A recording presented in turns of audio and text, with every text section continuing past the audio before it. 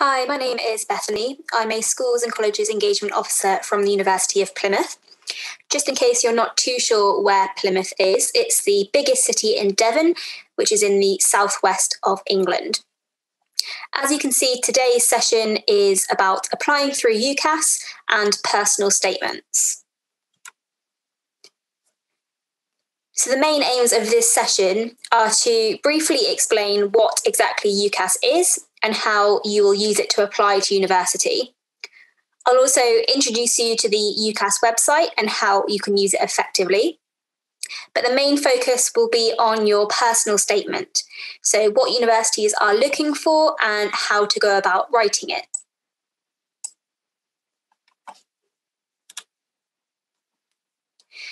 So UCAS stands for the Universities and Colleges Admissions Service.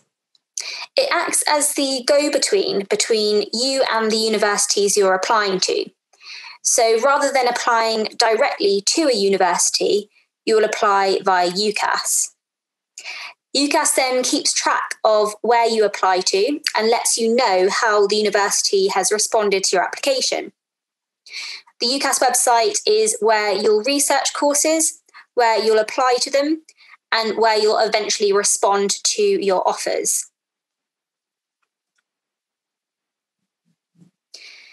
In terms of the deadlines for applying to UCAS, the earliest deadline you'll be looking at is the 15th of October of your final year of school or college, if you're applying to Oxford or Cambridge, or to do medicine, dentistry, or veterinary science. Otherwise, for most people, the deadline will be the 15th of January. That is the equal consideration deadline.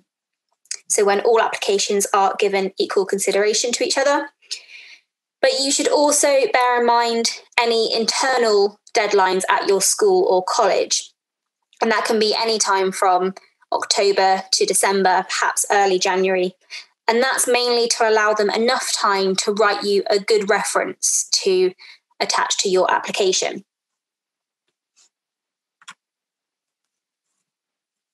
In terms of when students are actually making their applications via UCAS, as you can see from the table, the most popular months are December and January. You can still technically apply after the January deadline, but you're going to be at a disadvantage if you do this because courses will start filling up, so there will be fewer vacancies available. And universities don't actually have to consider your application after the 15th of January.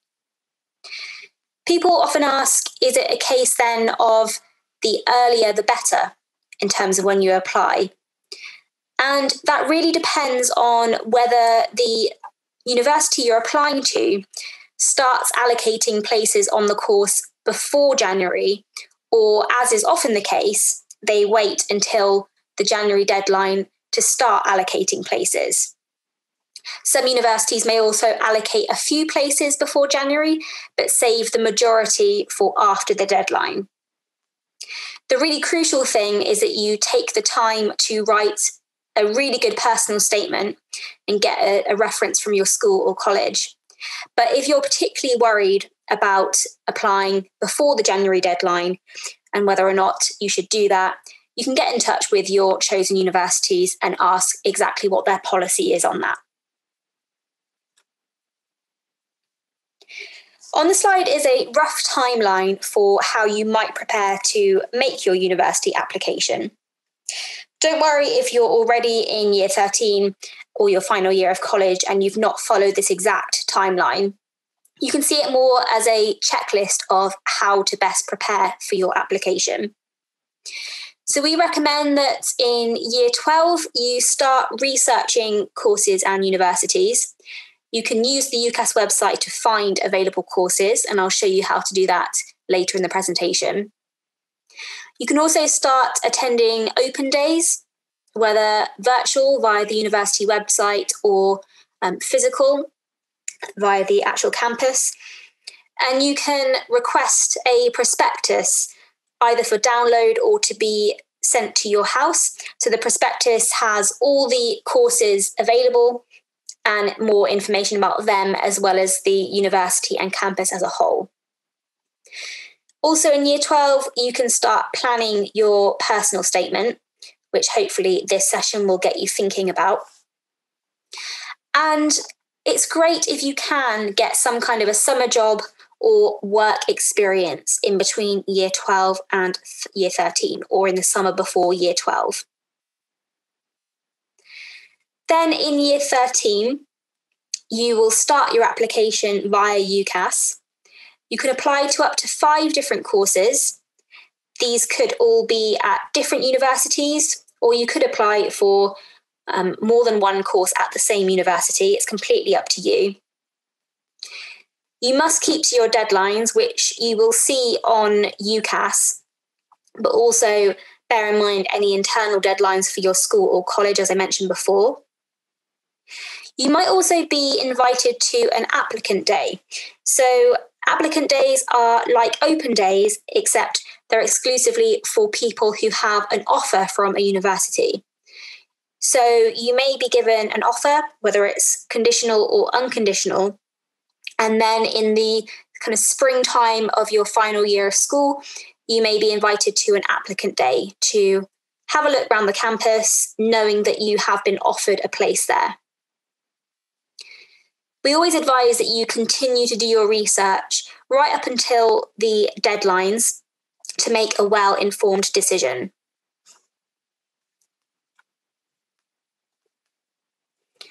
This is a rough timeline for what happens from when you apply to when you finally accept or reject any offers you have from universities.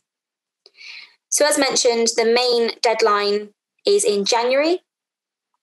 But then any time from January to March, you may be invited to an interview if your course requires an interview as part of the application process. And you may be invited to one of those applicant days that I described in the previous slide. From February to around April is when you can expect to hear back from most universities as to whether they're offering you a place or not. And then once you've heard back from your final university, you can start accepting or declining your offers. So anytime from around March onwards, you will have to make a final decision on your firm and insurance choice university, and then reject any other offers you're holding from other universities. It is completely normal to hear back at different speeds from different universities. So some may get back to you very quickly, soon after you've applied. Others may take a good couple of months to respond to you. And that's purely the university's own timeline.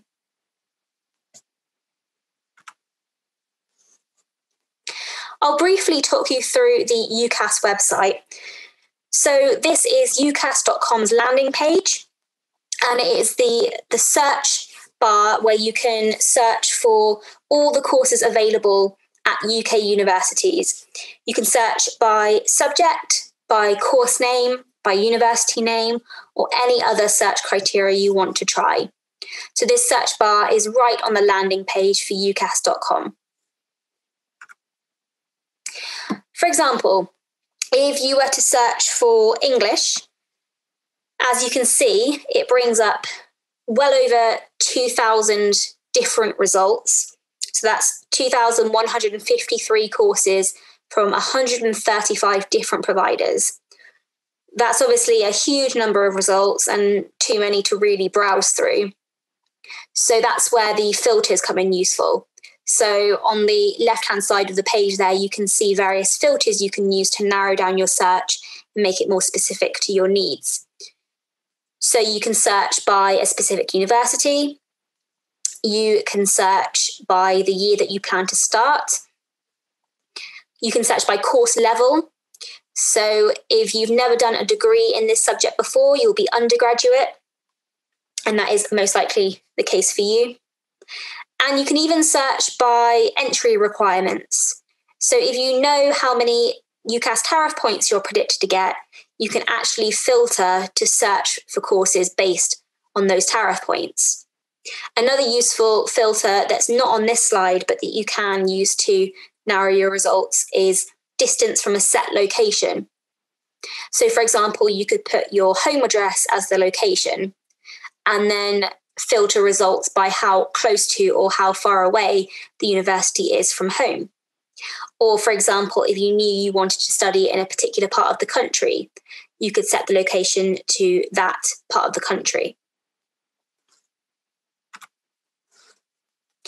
So now again, we've searched for English, but this time we've filtered it by undergraduate for 2021 at Plymouth. And this has narrowed it down to 14 courses. So that helps explain why there's so many thousands of results just for something like English in our original search, because at the University of Plymouth alone, we've got 14 different English courses. As you can see, there's just English, but there's also English with foundation. So a foundation year is kind of a step in between school or college and the first year of university. So it kind of prepares you for the first year of a standard undergraduate degree. There's other combinations as well, so things like English with history, English with publishing, English with creative writing that you might want to consider. Once you find a course you're interested in, you can click on it to get more information about the course, the university, any open days that are happening, how to apply, the entry requirements, that would normally be the grades and any other requirements you have to meet, the fees and funding options. And you can also see on this page the TEF rating for the university. So that's the teaching excellence rating, and Plymouth is currently at a silver, which is the second highest award. So moving on to how you actually apply through UCAS.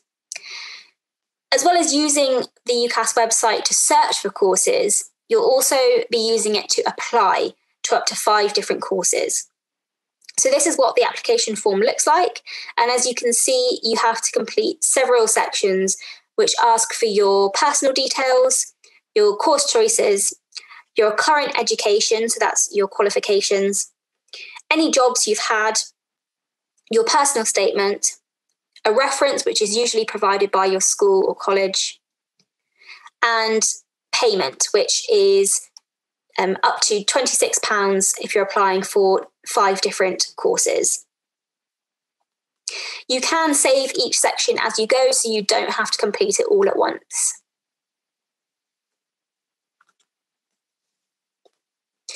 Looking at the choices section, so that is where you list the courses you're applying for. And as you can see, it asks for various codes, like the institution code, course code, and campus code.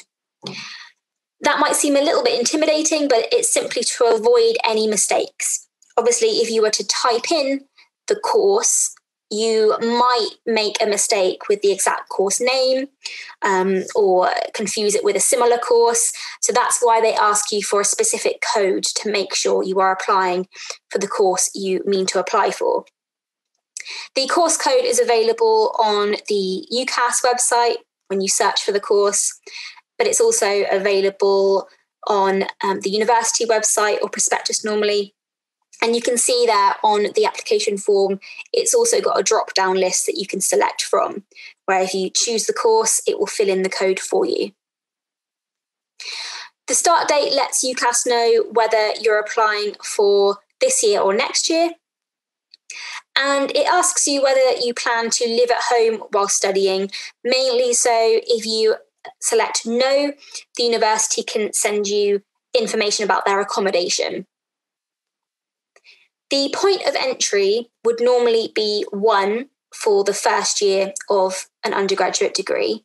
But if you're doing a foundation degree first, it would be 0. Again, it's got a little question mark, a little kind of help box there if you're at all unsure about that. And this is what that section looks like as you start making your choices. So as you select them, the choices will be saved and will start appearing like that. Don't worry if at any point you get confused or you're not 100% sure how to complete the form. There is a lot of guidance available, including how-to videos actually on the application form itself. If you get really stuck, you can either get in touch with UCAS via their website and social media, or you can give them a call as well.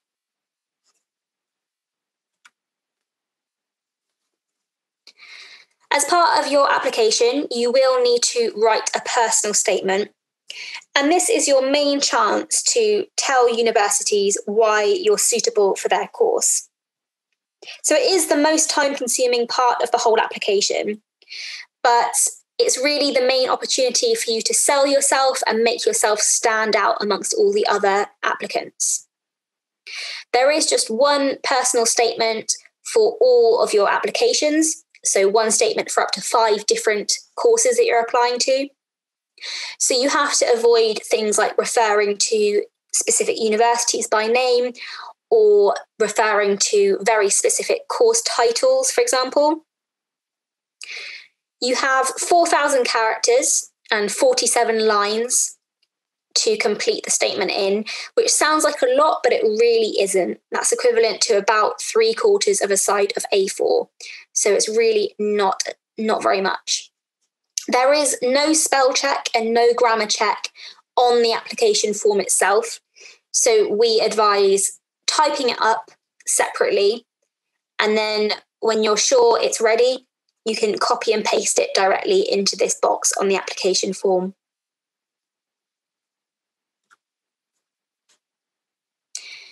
So where should you start when it comes to your personal statement?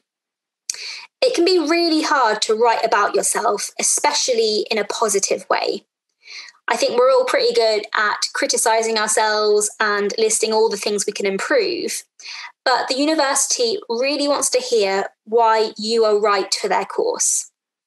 So you need to think about what makes you special, interesting, or unique. You might even want to ask people who know you best, so your friends, family, maybe teachers, what they think makes you special, interesting, or unique, because sometimes they've got more of an objective view of that than you may do. You can then start mapping out your ideas, whether it's through a mind map or just a list, however works best for you, and then build your ideas up into complete paragraphs. Definitely expect to rewrite this draft several times. It's really unusual that anyone would write a perfect personal statement the first time.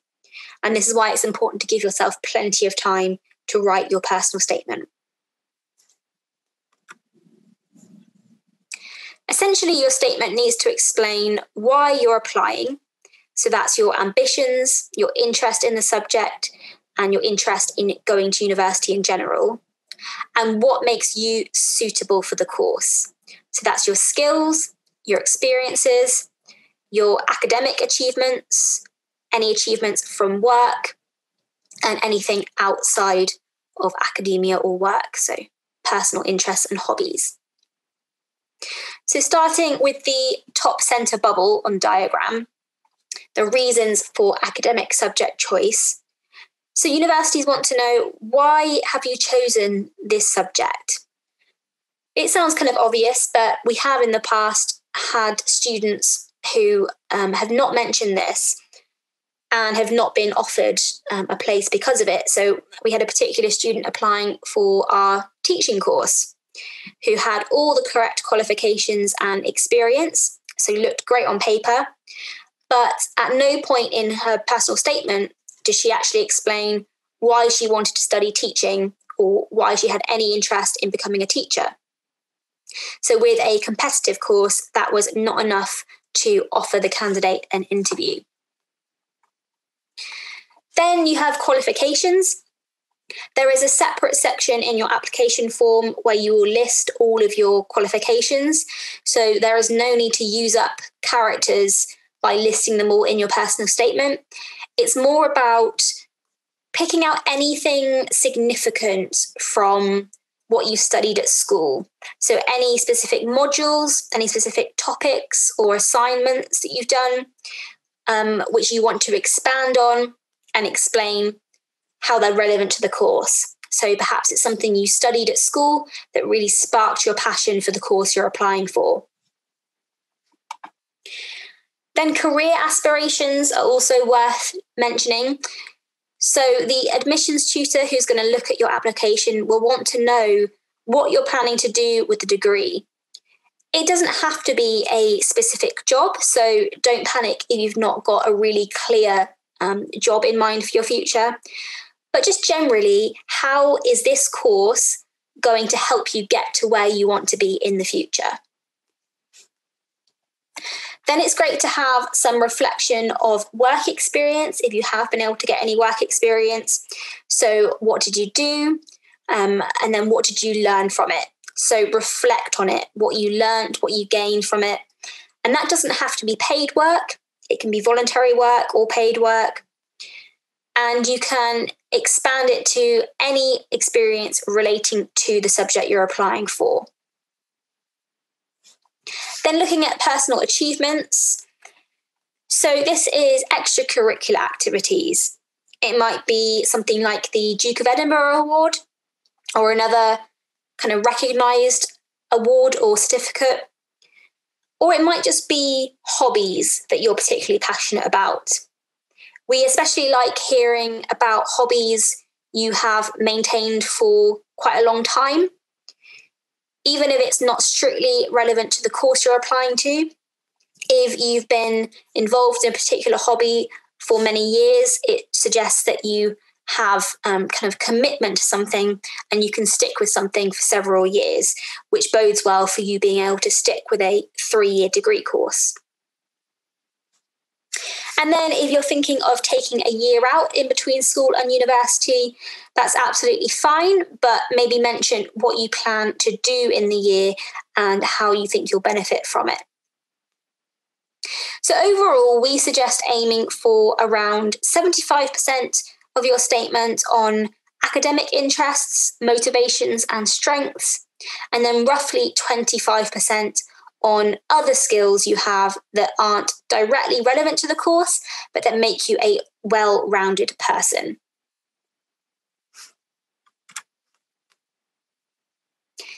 The opening sentence of your personal statement can in some ways be the hardest part to write. So don't feel like you have to start with the first sentence and then write each sentence in order. You can always write different sections at different times and kind of piece it all together afterwards. But on this slide are just some examples of perhaps more unusual opening sentences that might give you a bit of inspiration.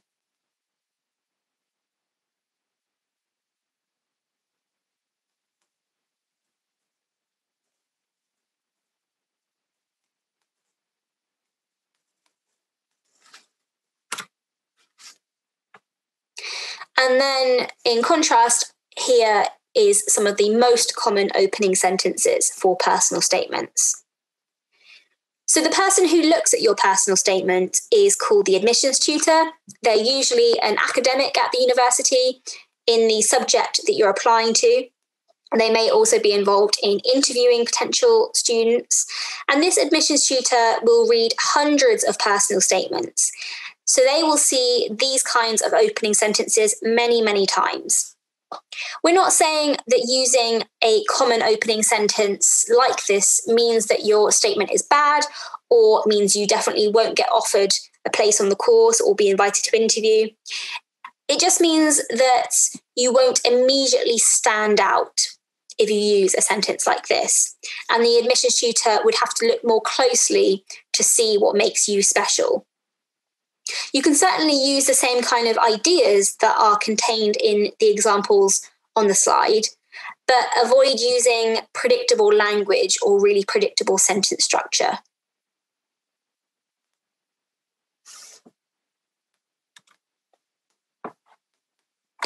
So it's all very well having lots of ideas about what makes you right for the course, but you also need to be able to lay out the ideas in a really clear and concise way.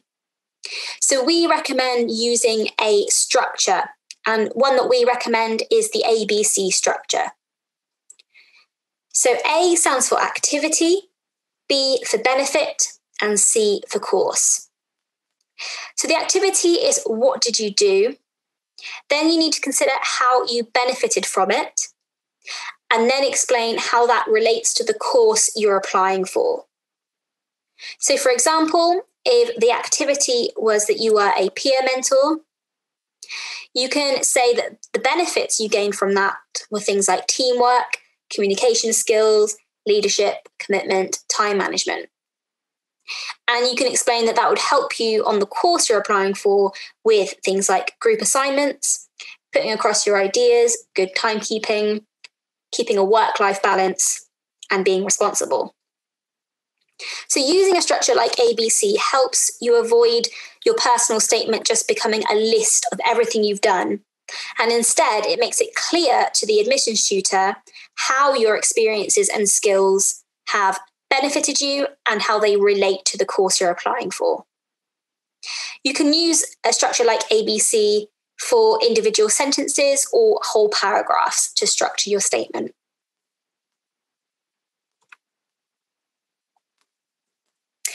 That can be easier said than done because you might not always realise the benefits of activities you've been involved in. So on this slide are some examples. In terms of ABC, on the left, in the left-hand column, you've got the activity.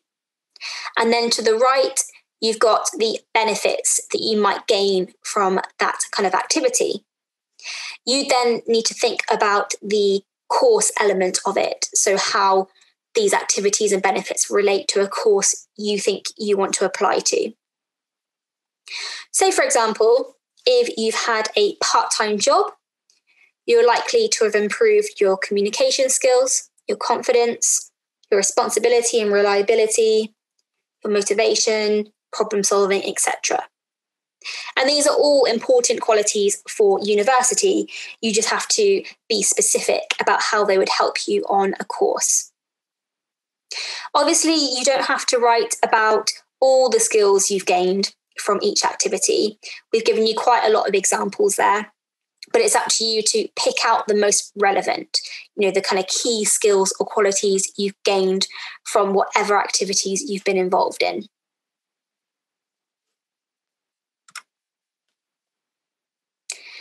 In the personal statement, it's also really important, rather than making sweeping general statements, to back up what you say with evidence of your qualities and interests. So if you take the first statement, I've always been interested in art. I especially like paintings. I like lots of different styles. My favourite is modern art. Anyone with kind of a vague interest in art could say this. It's quite general, and crucially, there's no evidence to prove this person's supposed interest in art. So to improve this, we might write something like, frequent trips to art galleries as varied as the National Portrait Gallery, the Wallace Collection, and the Tate Modern have inspired an understanding and deep appreciation of painting as a medium across a wide range of styles. This has been supported by reading texts like.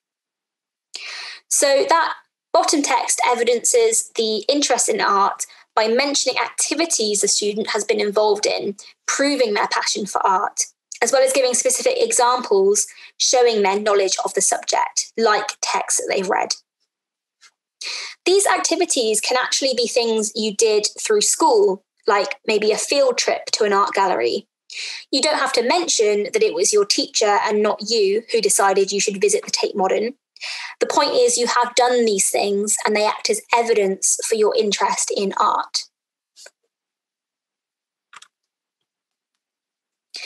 So overall, what are universities looking for in your personal statement? So we want to see a well-structured, concise personal statement which identifies academic and transferable skills.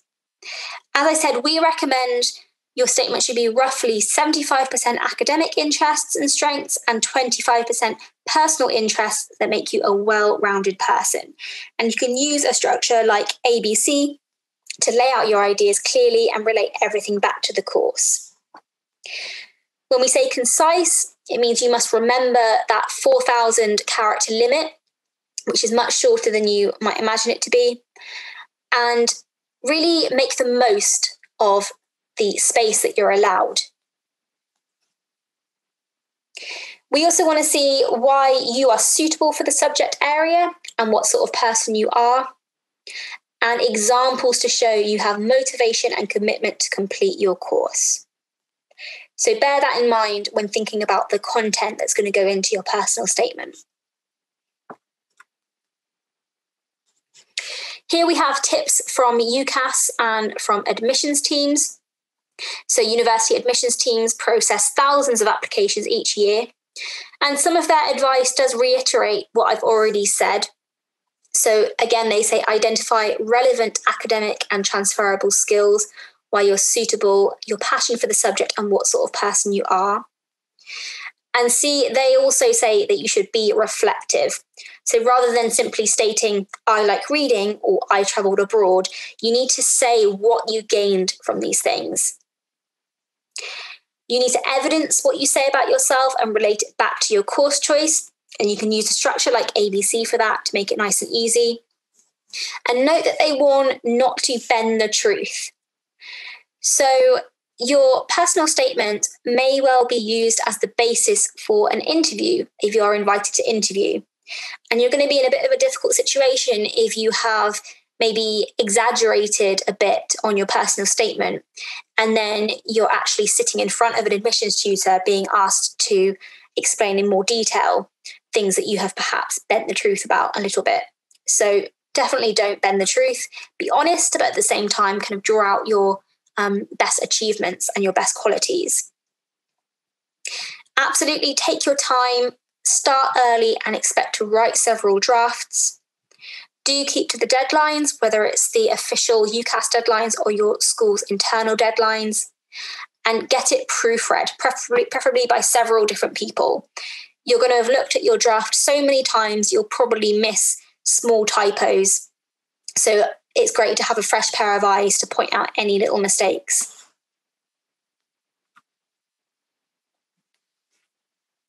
Some other things to bear in mind are that admissions tutors are very busy people. They have to look at hundreds of applications, so make their life easier by aiming to be factual, concise, and relevant. And you can use a structure like ABC to really lay it out clearly for them as to why you're suitable for the course. Be passionate. Use this chance to show your passion for the subject, because the rest of the UCAS form is quite factual, and this is your main opportunity to really sell yourself. The best applicant is an early applicant. That doesn't mean you necessarily have to apply early unless the university does start allocating spaces as soon as people start applying. You may need to find that out for yourself if you're not too sure. But you will produce the best personal statement if you start on it early. There is a minimum of 1,000 characters for the personal statement, but if you're doing it right, you're actually going to struggle to stay within the 4,000 character limit.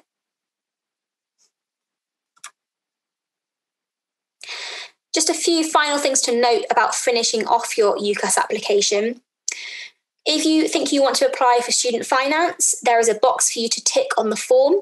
That way you will be notified as soon as you can start making that student finance application. If you have been in care, do make sure you tick the box on the form to let universities know that. It absolutely won't count against you and is completely confidential. It just lets them know that there may be additional support that they need to start offering you. Make sure you've got your reference in place. And do check all details, because you can't continue to the payment section until you've completed all the previous sections. In terms of the cost, it is £20 for one course or £26 for more than one, up to a maximum of 5. And it's useful to keep a hard copy of your application somewhere. As I said, your personal statement may be used in your interview, and it's quite handy just to have a reminder of what you submitted to the university if you are later asked in for an interview. Once you've submitted your application, you will be able to access UCAS Track. That would be using the same ID and username and password as you used to apply. And UCAS Track is where you'll see the progress of your application, including any invitations to interview and any offers or rejections from the universities you've applied to. On results day, UCAS Track will also confirm your place at university. So from around February onwards, you'll start hearing back from the universities you've applied to. And the admissions tutor who looks at your application can make one of three decisions. They can give you a conditional offer, an unconditional offer, or it may simply be unsuccessful. So the conditional offer is you have a place if you meet certain entry requirements. So that's normally certain grades or tariff points, but there may be other conditions that you have to meet as well. An unconditional offer means that you have a place on the course regardless of what grades you eventually get. However, it doesn't mean you shouldn't still work hard to do well in your exams. And then unsuccessful obviously means regardless of the grades you eventually end up getting, you unfortunately do not have a place on the course. From all your offers, you then keep a maximum of 2 offers, a firm choice and an insurance choice. So your firm choice is where you most want to go, and your insurance choice is where you would be happy to go if you don't quite get the grades you need for your firm choice. So it's kind of like your safety net choice. You can then decline all other offers you've got from other universities. If you have applied to all 5 courses and unfortunately haven't had offers from any of them, you still have a chance to get onto a course through UCAS Extra. So UCAS Extra opens towards the end of February and is a very similar process to how you applied in the first place. The main difference is you can only apply to 1 course at a time. So it's more a case of having a conversation with different universities, finding out whether they would consider your application, and then deciding where you want to apply to.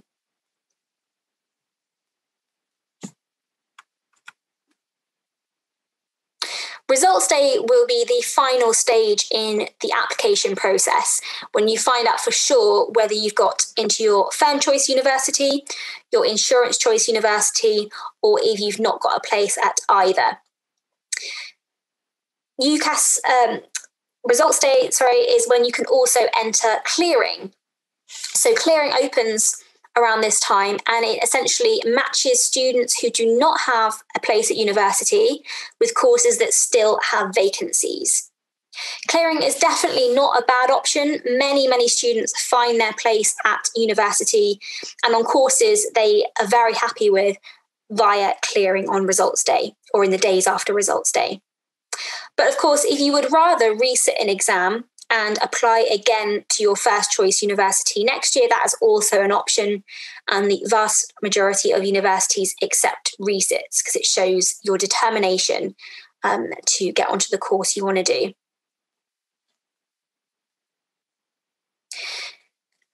You should definitely also check UCAS Track on results day.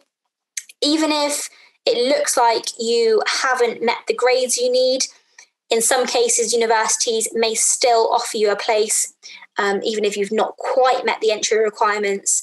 And the only way to know for sure is to check UCAS Track. If you're at all unsure about whether or not you have a place at university, you can also call them up just to confirm your place.